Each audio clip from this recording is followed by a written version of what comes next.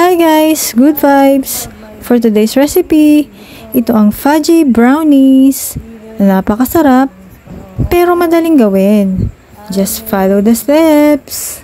Pero syempre, intro muna tayo.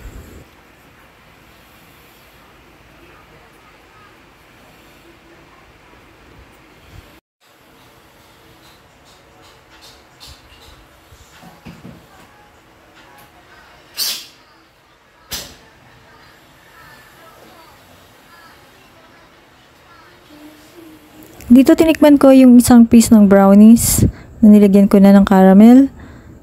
So yan, na-achieve ko yung nagkakrak yung top layer tapos very moist yung loob. So paano siya ma-achieve? Ito yon. So at medium low heat, mag-add na dyan ng butter. So salted butter dapat. Kung unsalted butter yung meron kayo, mag-add na lang kayo ng pinch of salt. And then, i-add nyo na yung dark brown sugar. Then, para ma-achieve nga yung nagkakrak yung top ng brownies, kailangan completely melted yung sugar. So, i-caramelize nyo yung butter and brown sugar. So, gagawin nyo dyan, pakuluan nyo siya within 1 to 2 minutes. And then, i-add nyo na yung dark chocolate chips. Nga pala guys, dapat talaga dark chocolate ang gagamitin nyo dito kasi kung milk chocolate or sweet chocolate, napaka-sweet na ng magiging brownies nyo. So yan, halu-haluin lang hanggang sa mag-completely melted na ang chocolate. And then, naglagay na ako dyan ng cocoa powder pero kailangan siyang i-sift para to make sure na walang lumps.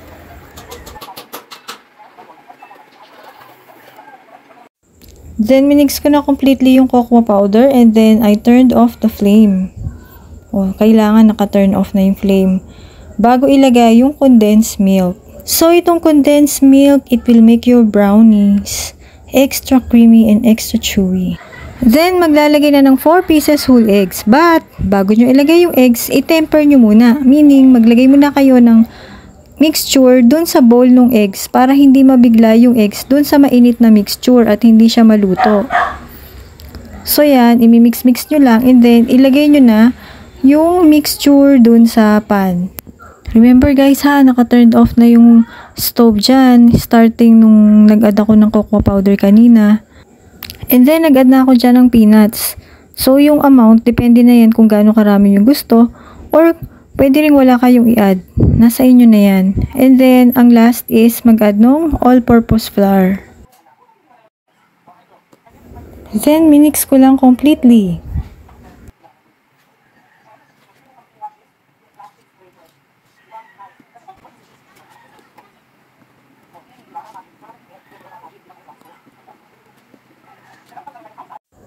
Tapos, yung pan na gagamitin nyo, kailangan i-grease nyo siya with butter bago nyo lagyan ng parchment paper dahil masyadong madikit ito, sobrang sticky.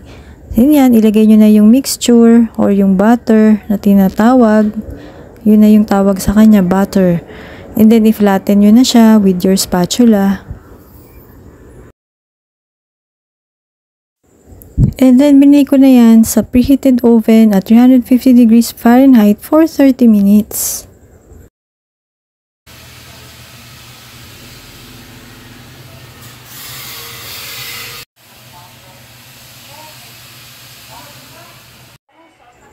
So, after 30 minutes, ito na. Luto na ang ating brownies. At ready na siya. Nilalabas ko na siya sa oven.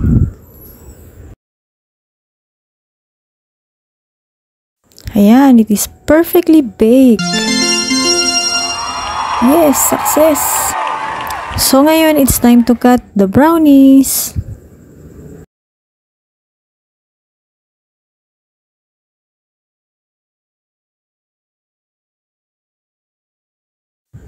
Then, nag-add na ako dyan ng caramel on top. So, yung caramel na to is homemade. So, I will have a separate video on how to make caramel na pwede nyong itopping sa brownies or pwede nyong palaman sa mga tinapay. So, yan. Nilagay ko lang siya sa piping bag. So, yan na siya. Ayan. Tinikman ko na. Super sarap. So, chewy, fudgy, and crunchy at hindi masyadong matamis. Kaya guys, try nyo na tong recipe na to at hindi kayo magsisisi.